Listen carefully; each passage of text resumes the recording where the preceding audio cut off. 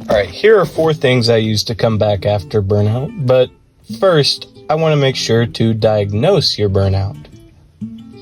If you feel a consistent lack of motivation, tired feeling after creating, general unfulfillment, and or mental resistance when trying to create something amazing, then you have burnout, my friend.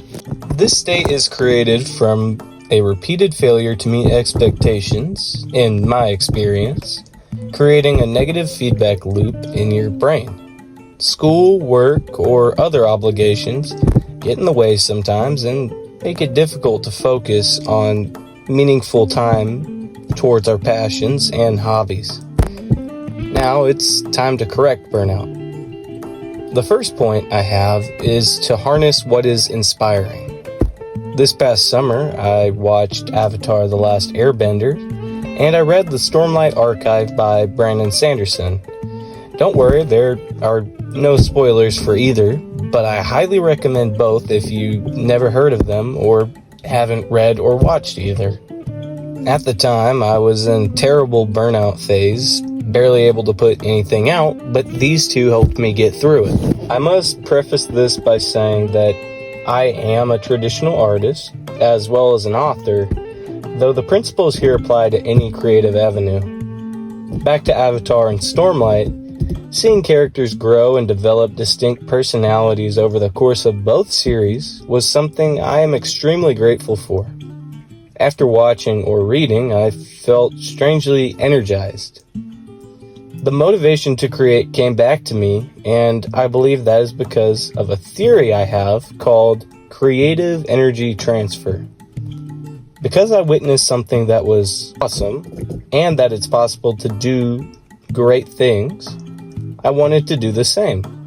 It sounds so obvious, but I felt as if I was riding on the heels of giants. What they put out fueled me to do more. So, I recommend absorbing as much as you can. Even music inspires me to do more. Though I'm not a musical artist, I have no clue about anything involving music theory.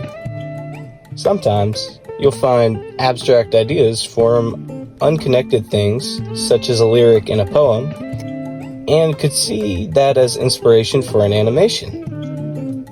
Forming Pinterest boards, experimenting, and listening when I didn't want to create brought me to a much better position where I could have remained stuck otherwise. Make sure you listen, read, watch, and enjoy things that are great so that you can turn that into your own beautiful creation. My second point is to make it super easy. This isn't an instantaneous transition as much as we may want to be creative powerhouses. We are simply human, and there's an imperfect beauty to that. To overcome the hurdles my brain sets up for me, I've actually brought my laptop or sketchbook over to my bed on the days where I have little energy.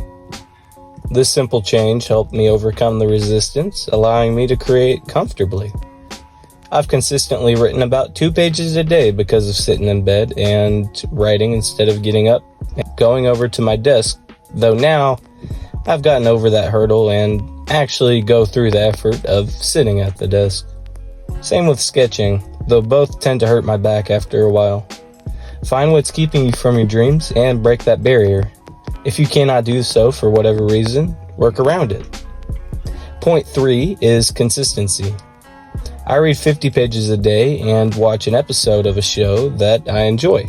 That's my inspiration. Without it, I feel like I can't harness the feelings I get from what I consume.